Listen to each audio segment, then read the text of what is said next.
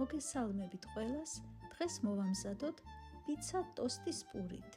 დავაწყოთ ტოსტის პური გამოსაცხობ ლანგარზე.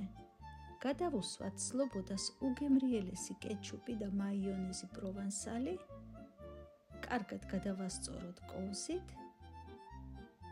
მოვაყაროთ გახეხილი ყველი. მე გამოვიყენე სულგუნი. დაკონსერვებული სოკო.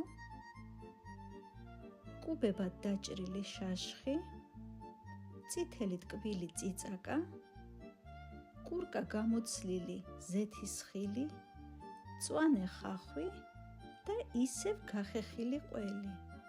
შევდგათ გამოსაცხობ ღუმელში 170 გრადუსზე ზედა ქვედა წვით მზაობამდე. მოამზადეთ და გემრიელად მიირთვით.